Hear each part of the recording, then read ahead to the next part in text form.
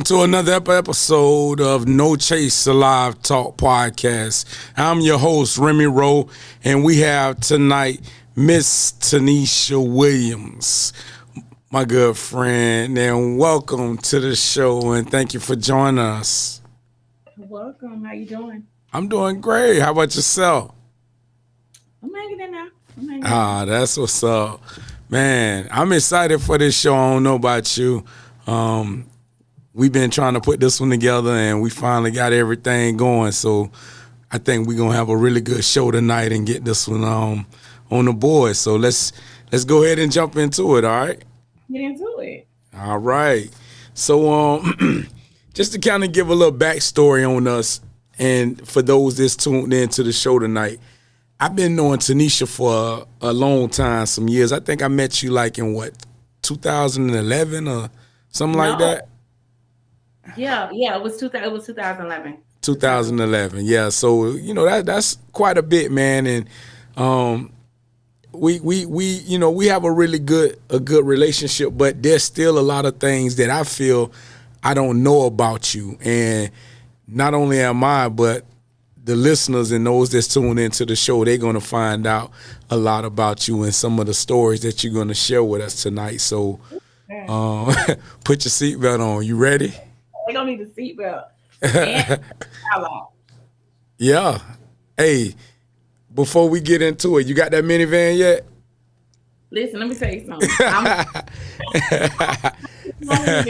You got to tell the backstory about that minivan. Somebody got to stay home, or you can go the next time. I ain't getting no minivan. Hey, I heard that. So listen, when I first met Miss Williams, she only had a daughter, one child. And then it seemed like as time went on, there was baby number 2, baby. Then I was like, dang. So I made a joke. I teased. I said, you gonna need that minivan pretty soon. And she swore me up and down. She'll never get that minivan. She just gonna pack their ass up in that photo. I ain't doing no minivan. But even with my 3, like I'm a professional stepmom at this point. Every man I get got a kid that live with us. So right. I go from 3 to 4 kids or more at any given time. Right, that's real. And man, you know what's crazy? How time fly. Back in 2011, when I met you, your daughter, she was young. Like, she was actually when we met at work. She was actually in like the early VPK. So it was like VPK for like 5-year-olds, and she's about to be 17. She's about to be how old? 17. She turned 17 the end of this year. That is crazy, man. That just tell you how time flies. And that's your mini-me, too. She looks just like you. Oh, yeah, that's my baby. She's a good girl. She's very, she's a Sagittarius. So if you know anything about Sagittarius. My brother's Sagittarius, so I definitely know about Sagittarius. Yeah, so she's going to find a way to get some money. So she's doing hair. She's actually in Florida right now. My sister is teaching her how to do like the billing and coding for her husband's business, so she'll have that, like to put in her arsenal. But yeah, she's gonna get to the money. That's real, man. She got that hustler mentality. Ain't nothing wrong with that. It's good to have that instead of being, growing up and being dependent on a man or somebody else to take care of you. So the fact that she's, has that go getter about herself, that speaks volumes. Right. Yeah, man. So I got a few questions, we gonna talk about, what I'm saying, just to kind of get things a little loosened up here. But so for those that's watching this show, Tanesha is a Florida girl, you know what I'm saying, born and raised, and you now resides in GA, not too far outside of Atlanta, right? Right. I'm about 30 minutes from the city. Okay, which is like the normal for most people that live in that metro area. So we're doing this show live remote tonight. She's tuning in with us. So growing up in Florida, I know you kind of lived in more than one city here. So what's your favorite city in Florida that you personally lived in?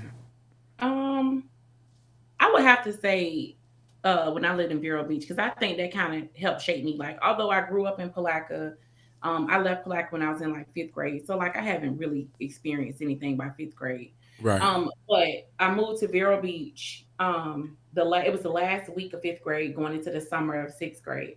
And I think Vero Beach kind of it helped shape who I am today. And then by the Right. time I was 24, I was already an adult. And then let's be honest, Vero is a better popping city than Palatka. Like Listen, any city is a better popping city than Palatka. Like, that's what I'm saying. Like I go home and it's like 24 hours. I'm out of there. I can't do it. I can't last longer than 24 hours. It's no places to eat. They don't have no Starbucks. right, The donuts got rats. Like, I want to go somewhere else. Like, it's not my. right. I Yeah, mean, that that's how I was raised. Up until fifth grade. So that is still home for me, even though I don't like being there long periods of time.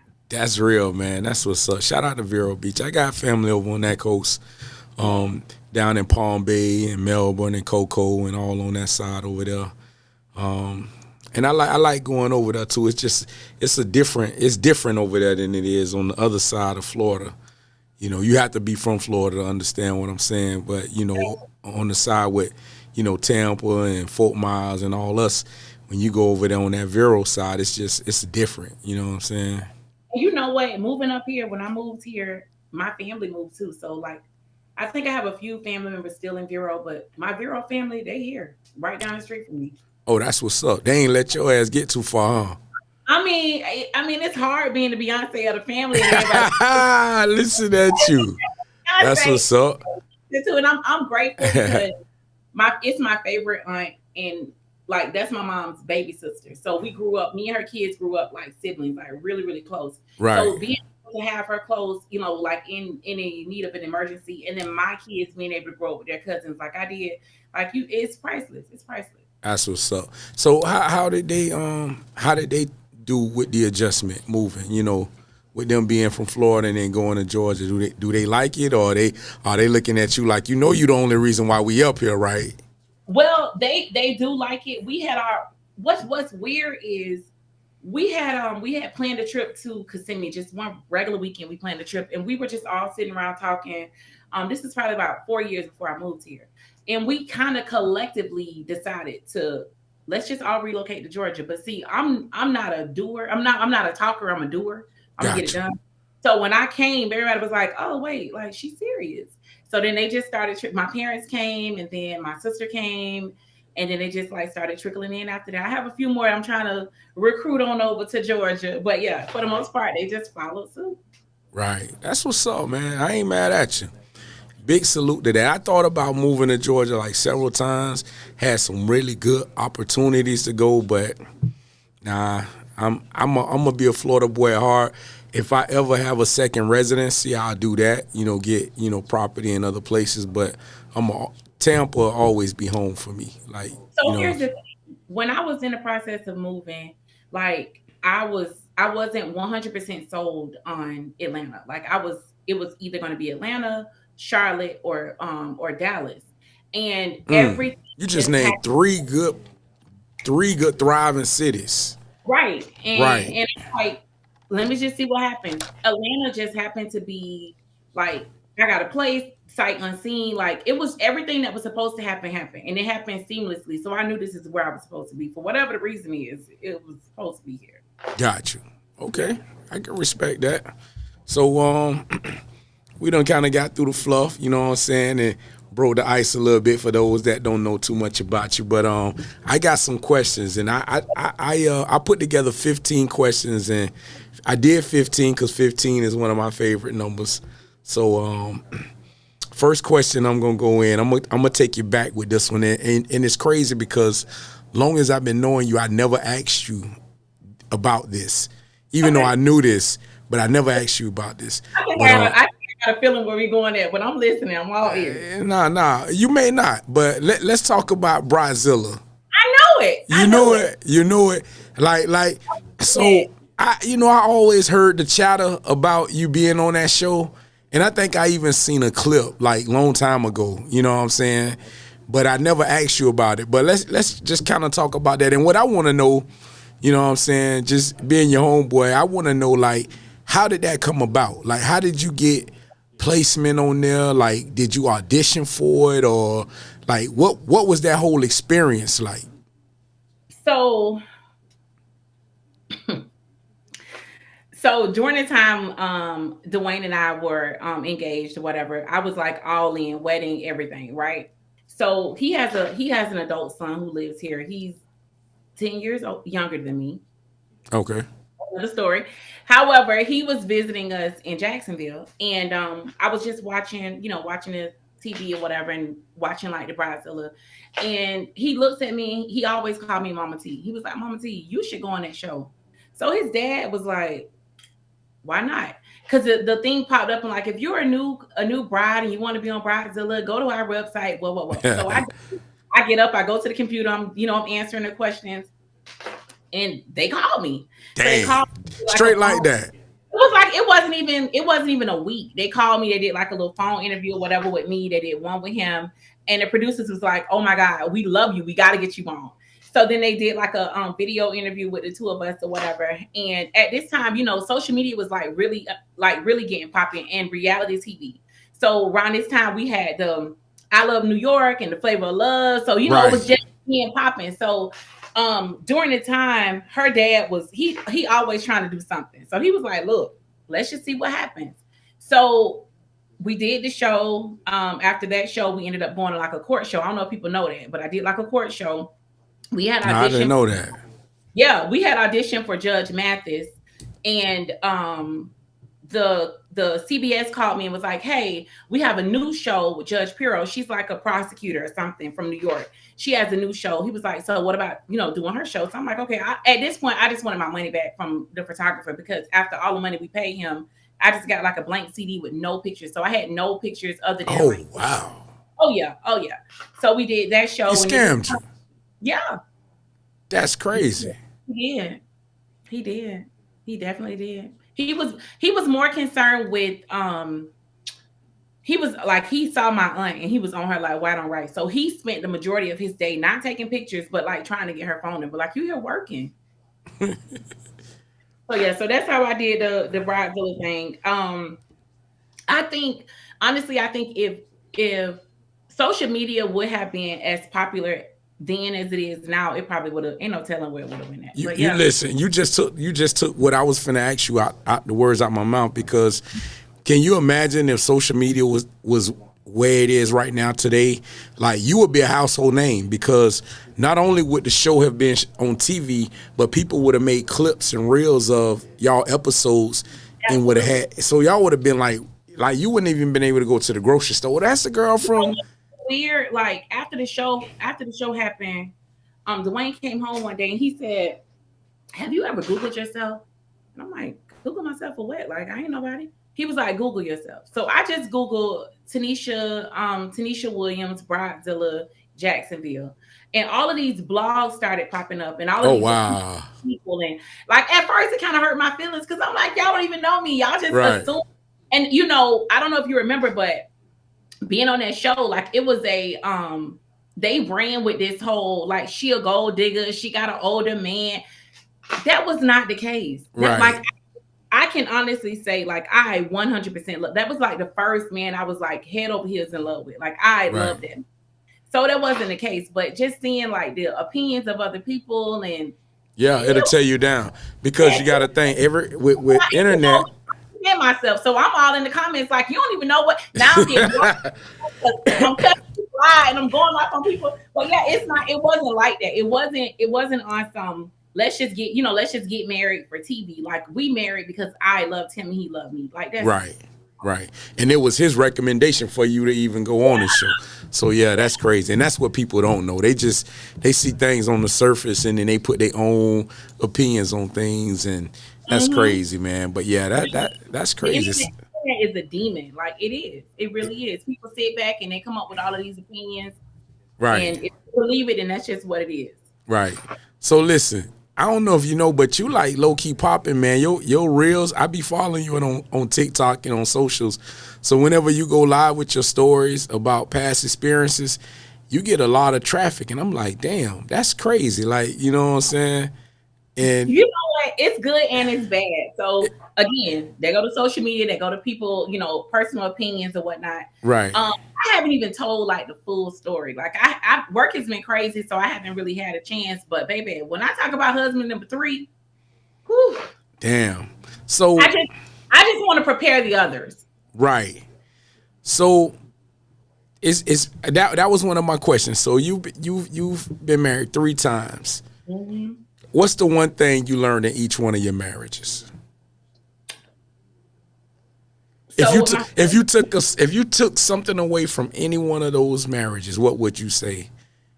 It was. So my first husband, although he was a great provider, he was like, I never wanted for like absolutely nothing. If I worked, it was because I wanted to.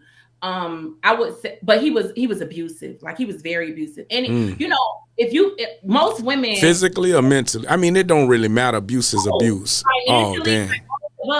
So with him, it was at first, like I was young. I was like 22, 23. So I saw it as, he just loved me. Like, he concerned about me. So with that marriage, I think I would take away, like finding somebody you trust, that can assist you with getting out. Like, cause it doesn't get better.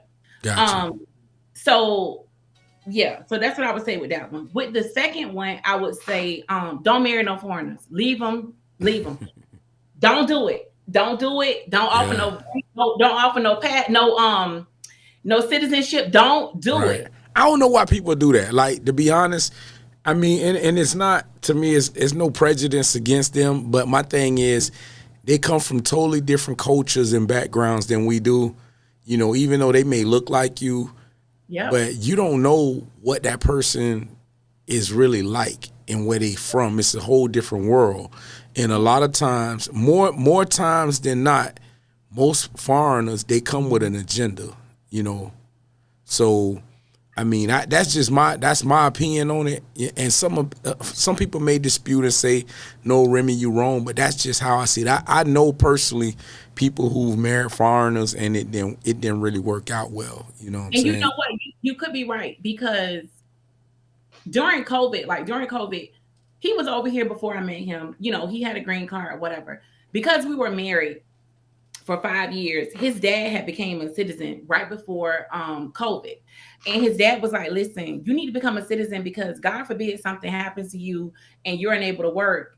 Tanisha's not going to get Social Security and she has your kids. So I'm thinking like, dang, I ain't never think about that. But I'm all in, like, that's my husband. Mm-hmm. Started the process. And then COVID happened, everything got shut down. And let me tell you something, that wasn't nothing but God. Because, baby, if I would have got this man's citizenship and he turned out to be who he was, they probably would have deported me too, off the strength of him. So, yeah, so don't date foreigners. And then with the last one, I would just say, just get out early. Like, I've been through so much. Like, I'm at a point. And I told him this, when we were dating. I don't think he really believed me. But I'm at a point, like, if it don't sound right, it don't look right, it's not, the math ain't mathing, I'm out. I don't care if it's day 1 or day 265. I'm out of there. Right. And that's real.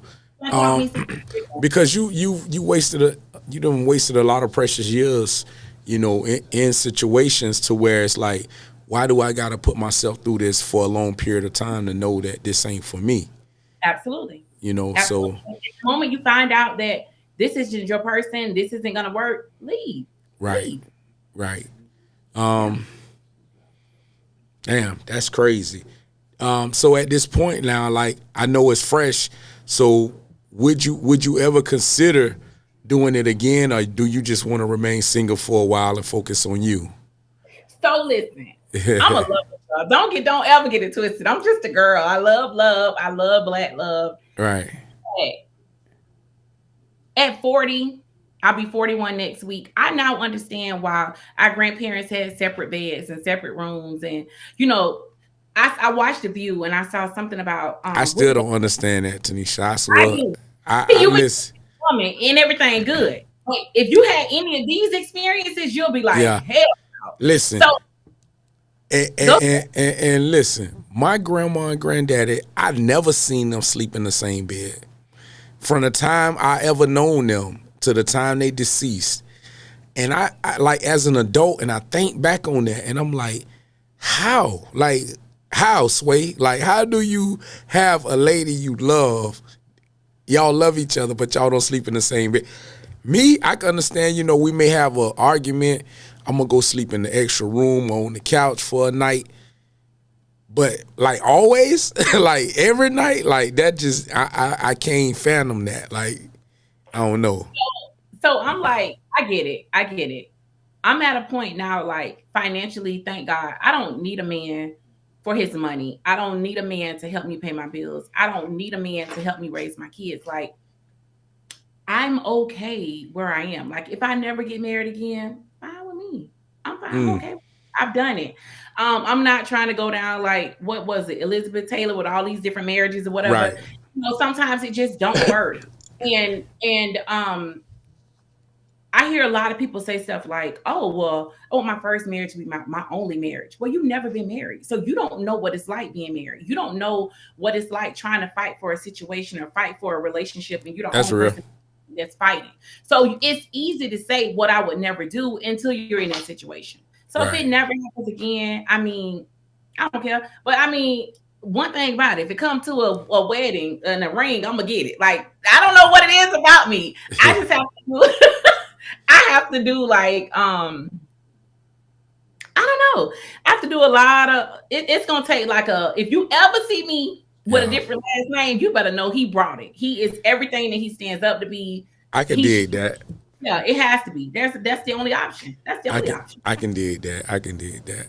Was it this last guy made you do the hair chop? And just for the record, that haircut, you killing it. Like you So know, thank you. Shout out to my girl Vicky. So let me shout tell you out something. shout out to Raw Raw.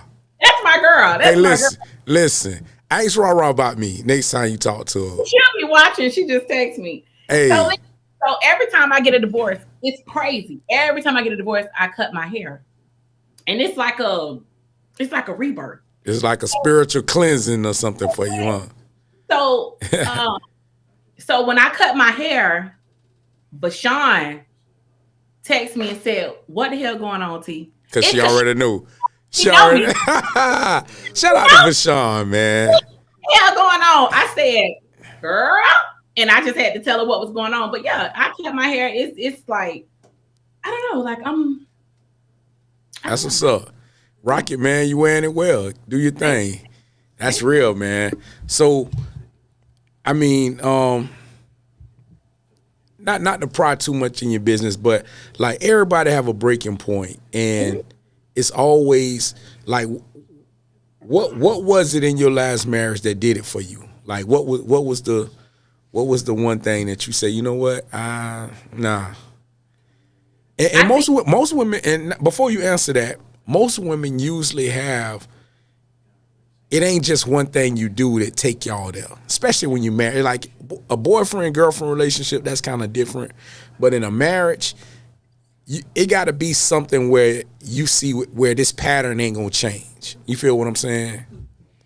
So what was so it for you? I'll tell you. So I think when I met him, I was still like mending my heart, and to let somebody else in, I probably shouldn't have, you know. But Mhm. initially, everything he said, everything he did, like he was that person. Like there was no red flags. There was nothing that made me say, well, I don't know. So going into that relationship, I let him know, like, listen, I spent a lot of years with my youngest two dad. I forgave a lot of things that I probably should not have forgiven. And when I finally got tired of him and I left, he told me, like, I ain't never think he was gonna leave. And I think that was his ammunition to keep it up. Like he had no reason to stop. Like there was no incentive for him to stop doing what he was doing. So Mm, I told him, I said, listen, I will leave. I do not care what if it could be first quarter, I'm out. Don't play in my face. We had a very clear understanding of what was considered to be cheating, what was considered to be inappropriate. Like I really thought we were on the same page. right. So when I found out that he wasn't, this is my thing. Listen, it wasn't even just the cheating. It's the way the cheating happened. Because why are you soliciting prostitutes? Like who does that? Damn. Yeah, you're Like, right. In have you 2025. like, do you think people don't approach me daily and I'm turning people down because I'm married to your ass and you out here in these streets doing God knows what? Like, no. Yeah, that's So when crazy. that happened, like even still, like, I still was like, okay, let me just get to the bottom of it. Like, what really happened? He denied it. And I don't know if that's just like a man thing, deny, deny, deny. I had the proof. I saw the messages. I saw everything. Like, just tell me the truth. Like, you owe me that. He didn't do it. We ended up going to counseling. And during counseling, we were like on the third or fourth week in counseling. And I'm like, okay, so we wasting my money. We wasting visits just talking about stupid stuff, and we haven't talked about anything that's like a real big problem, right? So we in counseling. He got his phone. He like this scrolling in his phone, and I say, well, Why y'all in counseling? because I told the therapist, I said, listen, I feel like we're wasting time talking about things that are unimportant. Let's talk about things that are really bothering me. And as I say that, he pick up his phone and he's just like scrolling in his phone. And the therapist is like, okay, well, we need you to be present. She's speaking from her heart. He never looked up. And the therapist is like, go ahead. And I said, okay, well, I have a problem with what I saw on your phone with the prostitutes. He was a barber, so you know how that go. So he said he never looked up at me. He just kept scrolling in his phone, and he said, well, if you saw the messages, I must have did it. That was it for me, because there is no remorse. Like, there's no remorse for what you've done. You did it. You got caught, and you just want to move past it, and that's not gonna fly with me. Yeah, so that's to me, that was it. You gotta go. That'd have been a deal breaker for anybody. Anybody with some good sense. Like, Hell yeah. Like, if you realize what it is you have, and that's the kind of attitude you have towards it, like, no kind of sympathy or remorse. Like, yeah, chunk the deuces and keep it moving. Like, for real, cut all ties at that point. Like, really, a prostitute? How many clients came before you, and how many gonna come after you? She's giving you a service. And I didn't understand, because granted, he did have a shop out of state, right? I'm real close to the Alabama state line. You were only gone one night. You mean to tell me in 24 hours you can't resist temptation? You're not the man for me. Yeah, you're right. Damn, that's crazy. I know. That's soliciting a disease, man. A prostitute, like, you're not gonna kill me. You're not gonna have me sitting up in no clinic. I got kids to live for. I got kids to raise. Like, no. Yeah, no. man, that's crazy, man. So I see him on his way. Luckily, this situation was different from the second husband, because the second husband, we had a house together, and he let people get in his ear and tell him what he didn't have to give me and what he didn't have to do. And, I found myself living with my parents, with my kids, and he was still living in the house. And this situation, I was like, yeah, no, I'm never going to put myself in a situation where a man cannot tell me where I cannot live. Like, this is going to be mine. You got to go. And that's what happened. Yeah. Man, that's crazy. That's crazy in itself. Like, I don't know, man. I think just a lot of men, they really got it. They got the whole idea of being married to a woman really misconstrued. Like, you know what I'm saying? When you marry somebody, it's, you got to take that more serious than what, from what I'm hearing from you, they didn't take it serious at all. And it sounded like it was a very opportunist situation, I really think, like, with my second husband, I think the whole culture thing, right? And he told me, like, oh, in my country, there's no child support. So when men have multiple women kind of just do this. Like, they put on the blinder, because they need that man. They need his income. They need him in those third world countries. So I think he really kind of developed the mentality that, oh, well, she need me. I'm not going to lie. He was the breadwinner until he wasn't. So when I was in school, he didn't really support me. He didn't. He was like, "Why you going to get another degree? You already got a degree." That's not what a woman wants to hear from her husband. She wants to hear, "Baby, go get that. I got you. I got the kids. You got to study. Let me get them." It was not that. Right. So during the process of me, like, getting myself together, and leaving him, like, the roles reversed. So now you're not the breadwinner no more, baby. It's me. So now I don't need you. I definitely don't need you financially. And then you doing everything God knows, whatever you can do in the street. So, I mean, there's no need for you. So with him, I think it was a cultural thing, as far as why he felt the way he felt as far as women taking men back and women being okay with cheating. Got you. What country is he from? Yeah, and the last one, I really think that I don't really know what his issue was outside of that pillow talking. When you get with somebody and you tell them like what you've been through, you tell them that's not an opportunity for you to take advantage of me. That's me being open and it's coming to you with, with my whole heart. And I'm telling you what I've experienced. And I'm letting you know, like, I'm never doing this again. And when I left him, he was like, well, you took your kid's daddy back. You kept taking him back. Like, you only gonna give me one chance. I did. And it didn't get me anywhere. And it only got my heart broke even more by accepting his behavior. So do you honestly think I'm going to revisit that and accept your behavior? Baby, no. Gotta go. Yeah, the fact that he even brought that up is crazy. Like, when you're dealing with a narcissist, and I know that term get used a lot. It get thrown out a lot, yeah. Over narcissist. If you look in Webster's, you will see his picture smiling. I'm telling you. He's in there. He's in there. That's crazy. He's in there. That is crazy. Let's see here. And this is just a different question I have. Do you continue to do the things you did in the beginning of your relationships once you get comfortable? No. Like, I'm not going to ever get comfortable. I'm a Cancer. So Cancers are like the mothers of the zodiac. We gonna make sure everybody good. Like, I may not have all the words for you. You come to me crying, saying, "Hey, this way, sit down. Let me fix you something to eat." That's my love language. I'm gonna take care of you. That's real. You see, I post, I cook, I bake, I do all of that. I can honestly say, like, man, I see them pictures you be putting out there. I be like, oh man, I be about to drool on the damn screen. I'm like, somebody taught you something, boy. Heck yeah, I had a mama. My mom, what is it? My mom and my dad have been together. It's my stepdad, but she started dating him when I was 6 weeks old. They ended up getting a divorce when I was in high school. And I'm thinking, what you got a divorce for? You still fold his shirts like they fold them in Old Navy. You still packed his lunch. You still and I always saw that. So when you find marriages where it's positive, you usually mirror what you've seen. Right. So I don't think I've ever changed in who I was as a woman. I'm still gonna take care of you. I'm still gonna do whatever I gotta do.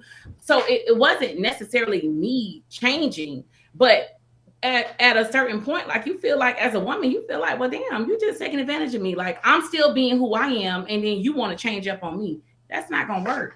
Right. That's real. Yeah. So no, I've always been who I am. I ain't. And that's good. Don't never change, because you got a lot of women. Again, they'll graciously come back, any one of them. Especially that first. Oh my God, my oldest daughter, daddy. He's serving a sentence in prison. He just propositioned me for us to get remarried, and he's never coming home. Like, how does that work? Damn, what the hell he did? Shit. That's crazy. He ain't got no release date.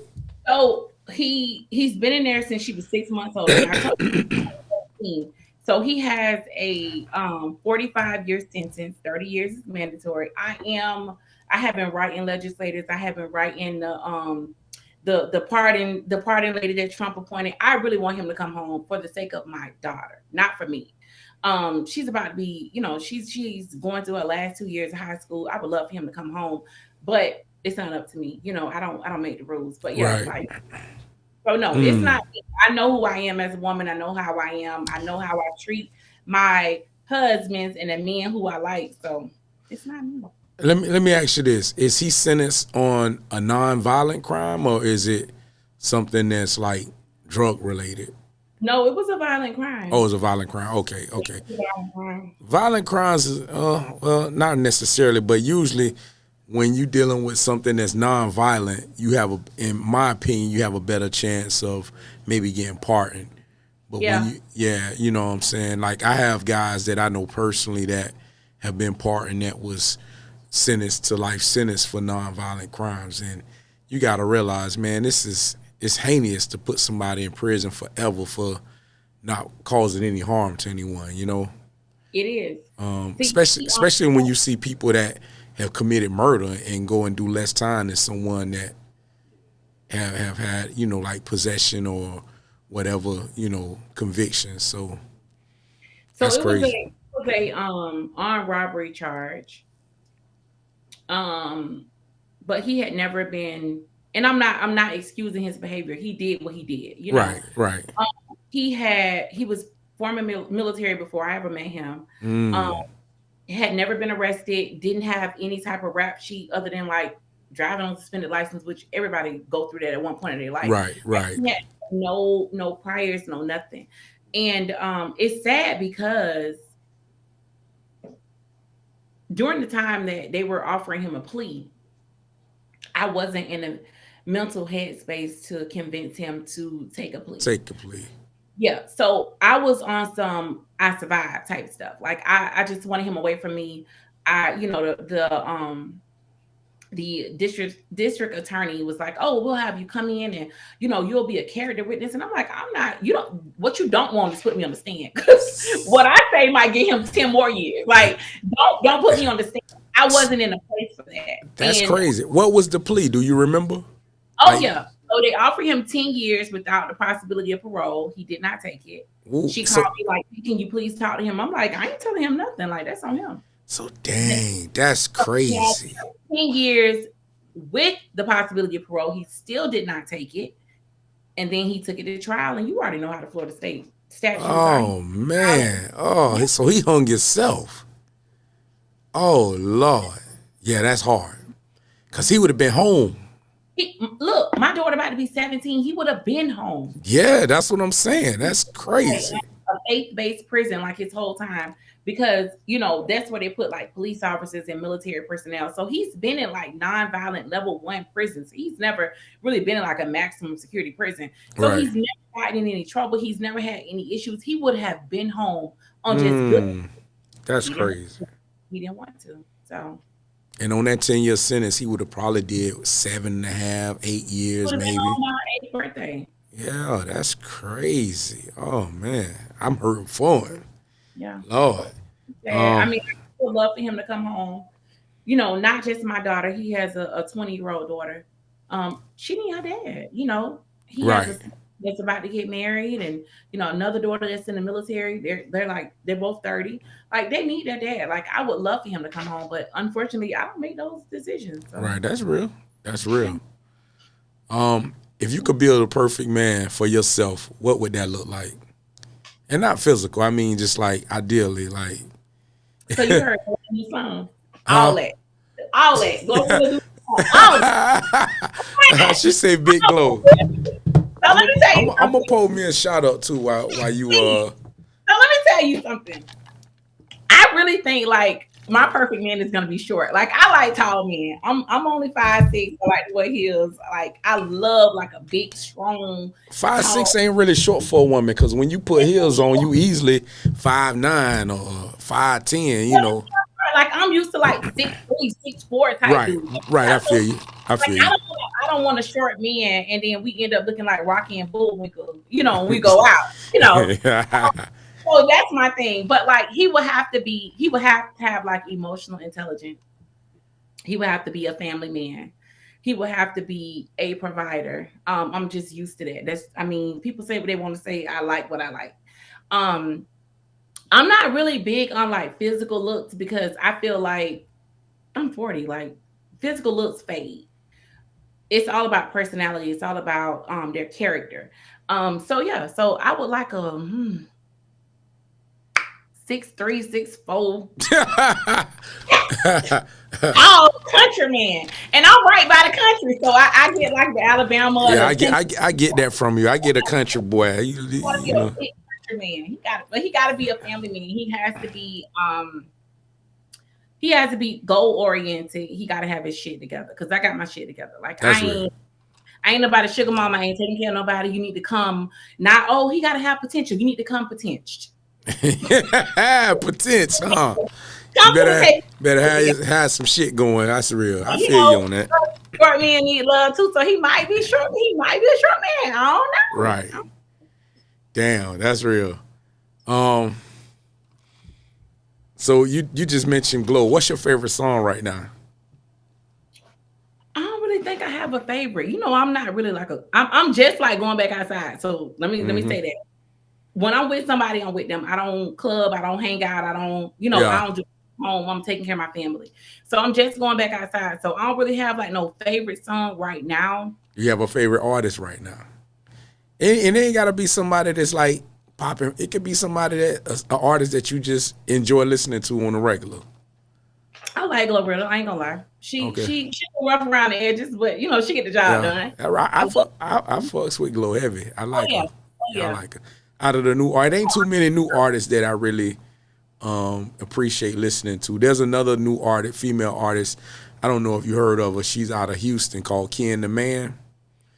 She got an awkward name. Why her name is Ken the Man, I don't know, but she is bad. Okay, she kind of puts you in the mind of a Glorilla a little bit, but I like her. I like her a lot. But yeah, it ain't too many new artists out there that I'm just listening to right now. If anything, I'm still listening to like 90s R&B, honestly. There you go. Yeah. There you go. I told you, I'm a lover girl. That's what I am. So, yeah. Yeah, if you I don't know if you got Apple Music, I'm gonna share you a playlist I created.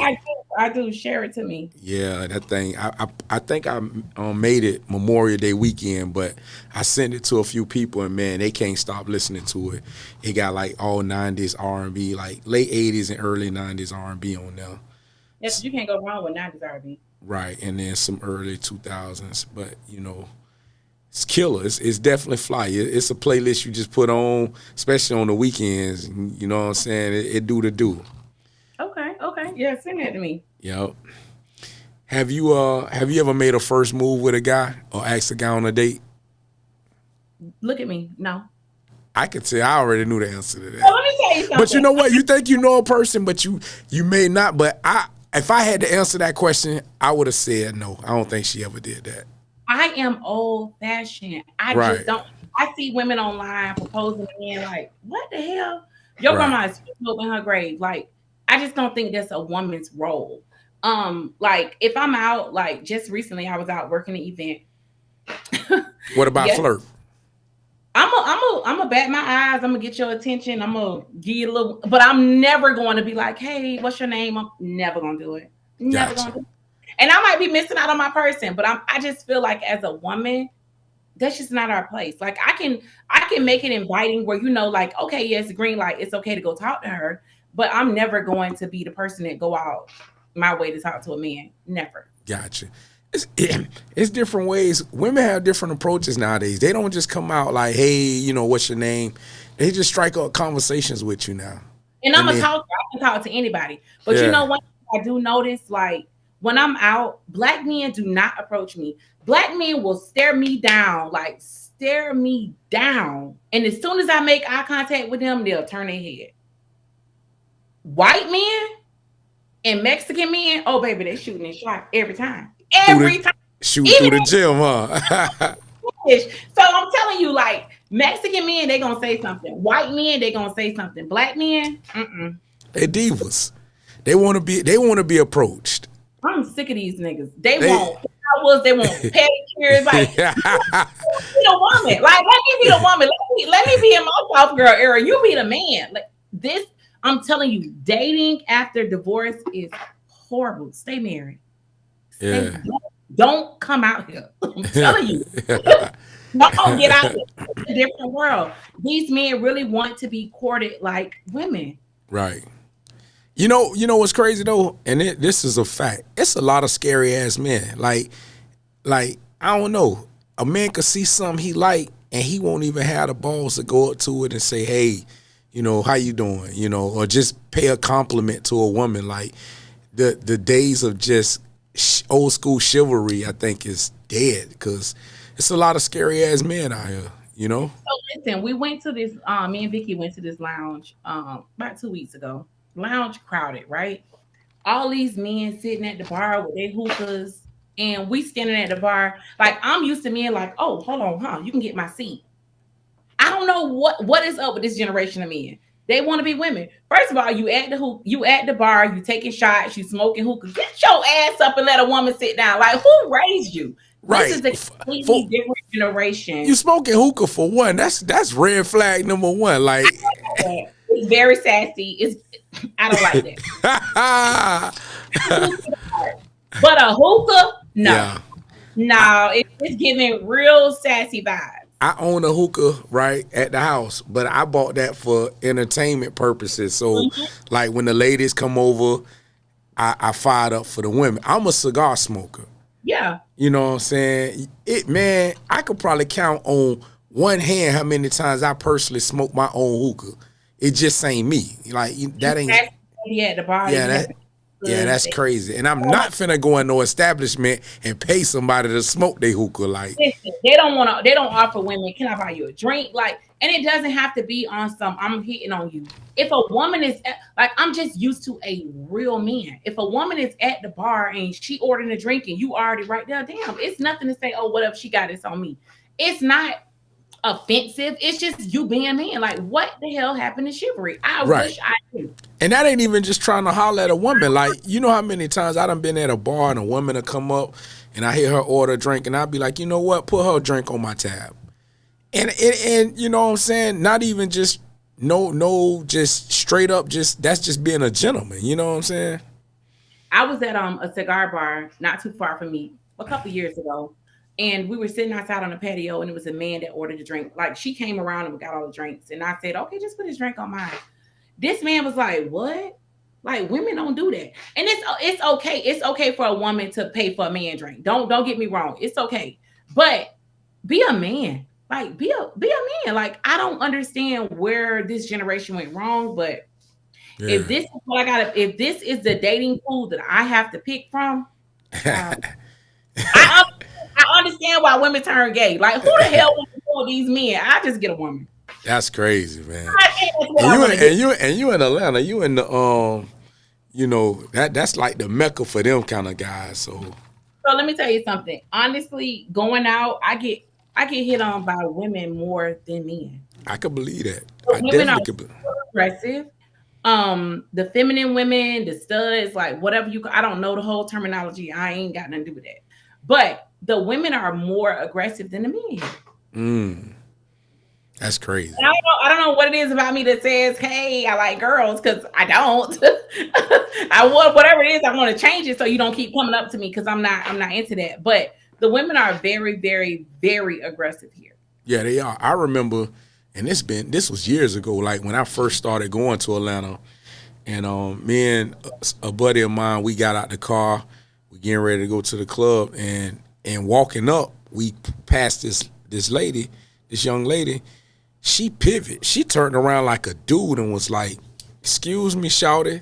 You know what I'm saying? And she was like, shot us shot. Like, hey, woo the woo the woo. Like, you know what I'm saying? And I felt some kind of way. I'm like, hold on, man. Women ain't supposed to be like this. Like, you know what I'm saying? Like, it's crazy up there, man. Them women are if they see something they like, they gonna definitely step down on your head.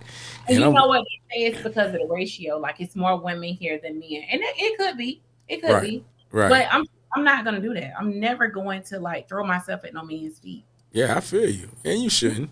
You shouldn't have to. You know what I'm saying? Have you ever did something that you thought you would never do and shouldn't be doing, but it felt so good, like a guilty pleasure?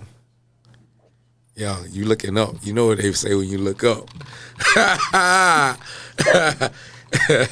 What's the next question? She said, next question. Next question. I ain't ready to tell that yet. All right, we're going to skip on that one. Let's see here.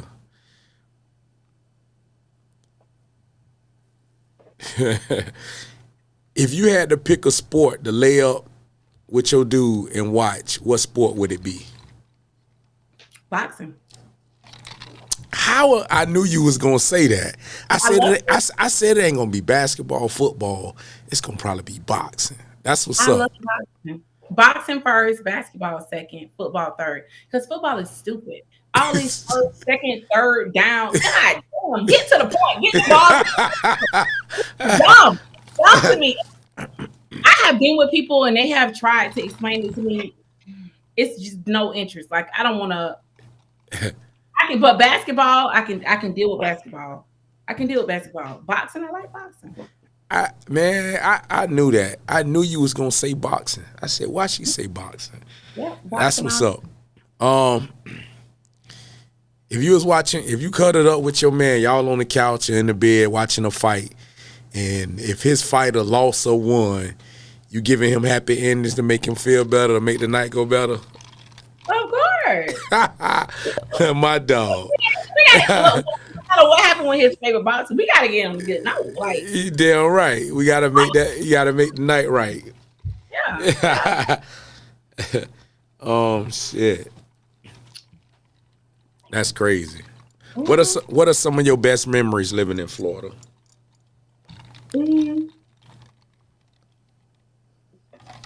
I think like Tampa's a melting pot. There's so many options of different culture foods. Like, I don't get that here. I mean, they have different culture foods, but it's nothing like It's not. Yeah, it's not like hell. Yeah. nothing like Tampa. So I miss the food. I miss like the culture. I miss the beach. Like, I miss the beach. I'm a Cancer. I told you. That's the biggest thing. Like, and that's one of the reasons that keep me here, because like I just left Houston. You know, I don't know if you know. You probably do know. You follow my page, but my daughter just moved out there, so Right. I just went out there for the first time. You know, to see her off and make sure she was all settled in and whatnot. But and the homes out there is so much cheaper than it is in Florida. Like, you can literally go out there and get you a 5-6 bedroom home, 2-story, 2-car garage, like massive ass house, 3,000 plus square feet for like $350,000. I would never be in Florida. And I'm like, this house in Florida be $800,000 easy. Yeah. And it's crazy. So it's so tempting. But I'm like, I gotta have the water, man. It's just something about being near water, knowing you can just go 10 minutes and you right there and you can see the sunset over the beach. Or, you know, you live in a place like that, you ain't got that. You can go to a lake or a river, but you don't have no beaches, you know. So before I left Tampa, I was working at Tampa General Hospital. And I've always been like a person, like, if I'm dealing with something, I'm going through something, I can go sit at the beach and I can just sit by the water and like I just get clarity. I don't know what it is. Yeah, it's therapy. And when I worked at Tampa General, I know, you know, like the backside is like a whole little river walk or whatever. I love it. Every Yeah, exactly. break, that's where I had my lunch breaks at. So that's one thing I really, really miss. Like, I miss the water. I think they have Lake Lanier here. I ain't going nowhere near it. No, thank you. But I do miss that. And I think like the best memories is just like my childhood. Like, I didn't have like a bad childhood. I had a really good childhood. I think my parents did the best that they could, you know, with the resources that they were given. So I do miss that, but I just feel like this is my new normal. That's what's up. You seem like the type of person that grew up with cousins that was more like brothers or sisters. Absolutely. My cousin, Yep. like, I'm the big cousin. So they call me for everything. It can be, and all my family called me Nisha. All my family called me Nisha. Nisha, can you help me pick a insurance plan? Nisha, can you help me do this? Like, and I ended up going to school for social work because I was already that person. I was already like that person for my family, whether it was my parents or, you know, cousins or aunts, whatever. So that kind of like pivoted my whole education. Because when I met you, we was working at CareCentrix, and Right. I was at that time I did healthcare management because I'm like, okay, I want to be in management. That's not my calling. My Right. calling is being an advocate, being there for other people. Um, and that's what I do right now. Like, that's Right. who I am. So yeah, that's what I miss most about Florida is just like I don't know, just like the structure. Like, it Gotcha. really helped me be who I am today. That's what's up, man. And that's respect. You have any siblings? It's 5 of us. Well, okay, so my mom had 5. Let me tell you something. People like to say, "Oh, don't no man want no woman with no kids." That's bullshit. Yes, they do. Yeah, that's My BS.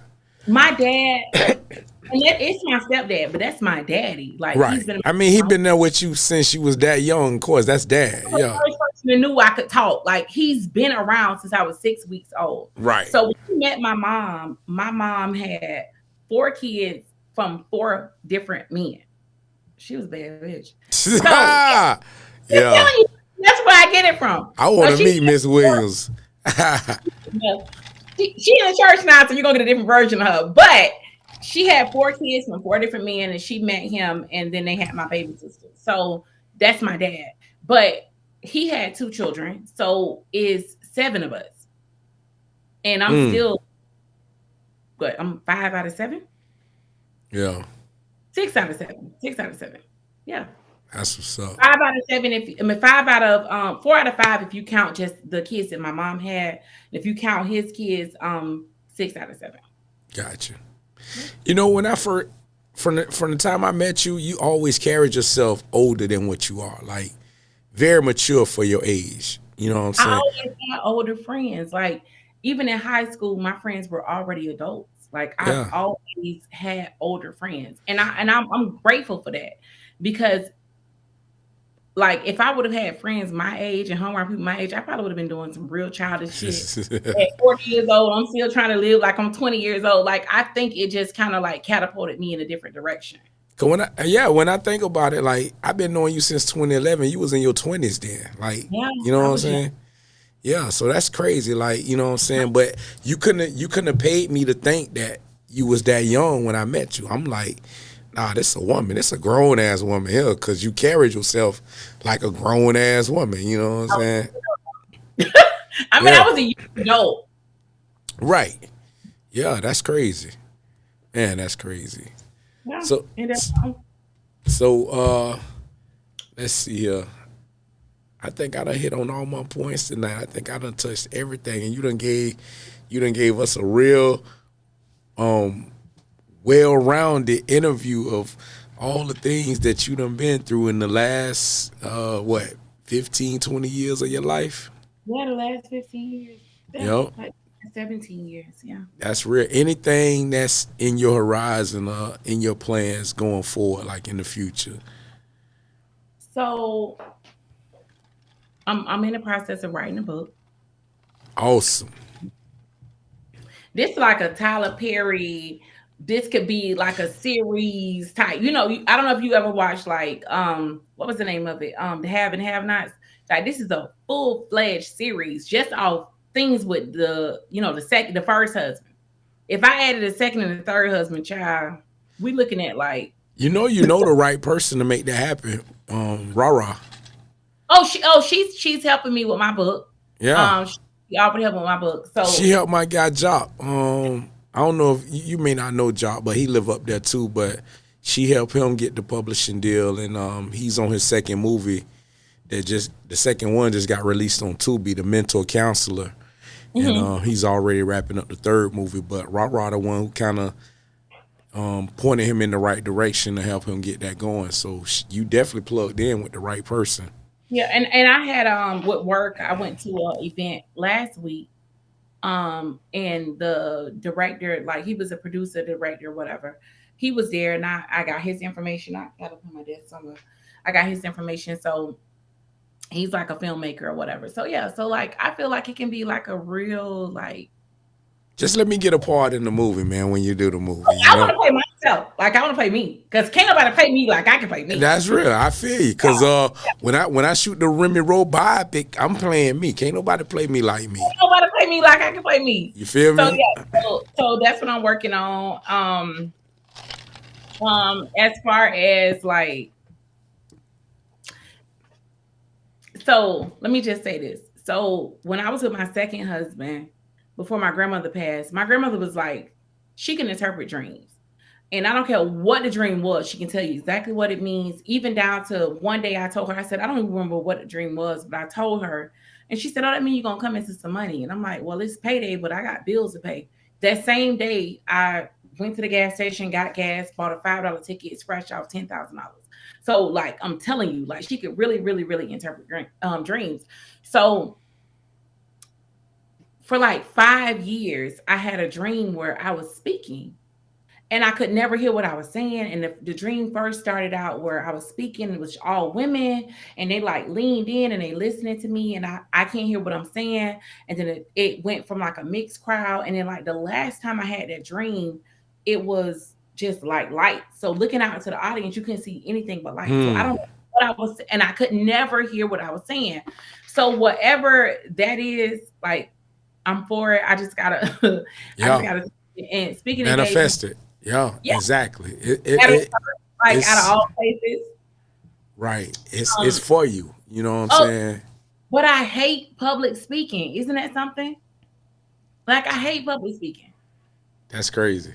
You know what? You know what? Some of the best public speakers tell me that. Like my best friend, he went to school for telecommunications, and he was a pro athlete. And then after sports, he used to do some public speaking. And I'm sitting in the audience, excuse me, and I watched him give a speech at USF. And I'm sitting there like, this ain't the same motherfucker that sit on the couch and play Madden with me. He sat up here like blowed my mind, like public speaking. And I'm like, but it's some of the people that hate doing it that does it the best. So, you know, just think about that. Like that might be a calling for you. That might be something for you. I kept having this reoccurring dream, and like I said, I could not hear what I was saying. I didn't know what it was, and I'm like, okay, God, just show me what it is I'm talking about. I initially thought maybe it's in regards to domestic violence, because the first audience was women. Right. Whatever it is, I have no idea. Yeah. I don't know. That's real, man. Well, we gonna pray on that, man, because that might be something for you. You know what I'm saying? It might be. Yes. Who knows, man? You know, like I feel like God has a real sense of humor, because at my last job, it was more provider relations. So I dealt with a lot of physicians and social workers and nurses. Like it wasn't on the level that my job is on now. And when I left that job, I was like, okay, well, the next job, Lord, I don't want to talk to people. Like I don't want to talk to people. I've done enough. I don't want to do this job. Let me do my job. And every event that I attend for work, it just like places me on a higher platform. So whatever the reason is, I don't know. I'm here for it though. There you go. That's real, man. I'm rooting for you. You definitely got a fan with me, and I'm supporting whatever it is you do. I'm grateful for you coming on No Chaser Live Talk and sitting down and telling your story. No doubt, man. We had to do this, man. Yep. And I also got a care package I'm gonna send you too. I'm gonna get your mailing information, and I'm gonna send you something in the mail. Okay, just as a token of my appreciation. Oh, absolutely. Yeah. What's in the glass? What you got there? Salute, by the way. There's some red wine. You know I'm a wine girl. Okay, ain't nothing wrong with that. I can't do the shots. I can't. I feel like I can manage wine a little bit better. There you go. Wine don't sleep on the wine, because it gets you a little toasty. It gets you like right where you need to be. I can manage wine better than I can manage like liquor, which is crazy. Yeah, because liquor gonna have you feeling like crap the next day, hungover and all that. For drinkers, they always say like, "Oh, I can't drink wine because I get too drunk fast." It doesn't do that. Nah. I think you got to build up your tolerance. Yeah. Man. So when do you ever keep in touch with some of the old gang from those Cat-Centrics days? Absolutely. Pika is my son's godmom. Shout out to Topeka. That's Topeka is like family. Like that's my sister. Yeah, like it's kind of crazy, because my stepbrother is their first cousins. Mm-hmm. So I always, even though he's my stepbrother, it's the same situation kind of like with your mom and her husband. My stepbrother, my stepdad married my mom when I was 6 years old. Okay. So he pops to me, you know what I'm saying? Right. So absolutely. I don't call my stepbrother. He my brother. Like my brother. That's right. So like his cousins I call them cousins too. So that's Topeka, like Topeka and all her sisters, that's family. You know what I'm saying? That's how I look at it. You know what I'm saying? And when I just saw her a few months ago, matter of fact, man, I hadn't seen her in some years, and it was good to see her. I saw her and her sisters. They were hanging out at a cigar lounge here, and we kind of caught up a little bit. Yeah, that's my son's godmom. I asked her to be his godmom when I first found out I was pregnant, and when That's I what's tell you, up. it's amazing. My son, like, he doesn't even call her he call her my Pika. That's what he's always called My her. Pika. That's his property, and that's what it is. Like, My he don't even Pika. share with me. Like, that's his people. Yeah. But Sean and I, we How your son now? he's about to be 11. Really? Yeah. Wow, man, time be moving. Yeah, he think he my daddy. He think he tell me what to do. That's great. Is he taller than you yet? He's at like my shoulder at 10. So Wow. I can his dad is like 6'4", so I know he's gonna be right. Yeah, he gonna shoot past you. Yeah, exactly. But Yeah. he is like having girls and then having a son. I know people don't like to admit this, but I have a different relationship with my daughters that I have with my son.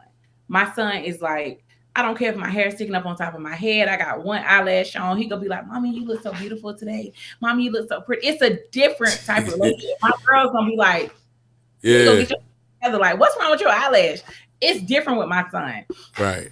Oh yeah, so I have I still, me and her still talk. She actually had him for spring break. He came to Florida and stayed with her. That's what's up. And I call him he calls me on FaceTime. It's like 9:00 in the morning. I'm like, "What are you eating?" She's in the background. Mind your business. Why the hell is he eating candy at 9:00 in the morning? But that's the godmama house. You do whatever you want to do over there. Yeah. So but Sean, me and her had a conversation last week. I called her last week just to tell her, like, I don't know if you remember when we worked together. I really, at first, I was like, maybe this lady don't like me. Like, she wanted too much out of me. That's what I thought at the time. She probably saw more in you than you seen in yourself. All the time, I see something in you that, like, I see myself in you. And I had a mentor that, like, work with me. And she would just come past my desk and just put a little sticky, "Oh, such and such. Oh, Tanesha do it." And I'm like, Tanesha don't want to do that. Like, why are you giving me the job? Get somebody else to do it. But I appreciate her because, like I said, I was in my early 20s. Like, I didn't see myself where I was, or the opportunities that I had working under her. A lot of people say, like, "Oh, I don't, a black manager. I don't want a black manager."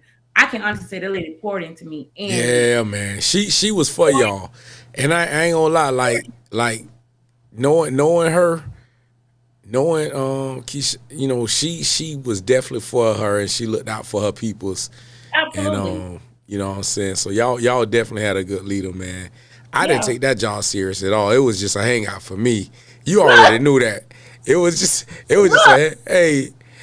You just there for the paycheck. Hey, listen, I just came there to get that check, and in the streets, man, I didn't give a damn, boy. Y'all already knew what time it was with me. Yeah, she did a whole position and a whole team, and like, "Oh, you gonna manage his team," which was crazy to me, because I'm like, sometimes I would think, like, she can't like me. She just doing the most. Like, why she want me to do it? Why she won't get nobody else to do it? Right. But again, she saw something in me that I didn't even see in myself at that time. So I called her last week to just give her flowers, because I really appreciate her. That's a big salute, man. That's what's up. Absolutely. Yeah. And next time you're in Florida, man, you gotta hit me up, man. We definitely gotta link up, man. I ain't seen you. You owe me a spades game from like 13 years ago. Yeah, hey, that's what I'm saying. You just let me know, man. You let me know. We definitely gonna dial that in. Well, on that note, man, we gonna wrap this up. It was a pleasure having this conversation with you, and I appreciate you coming on No Chaser Live Talk podcast.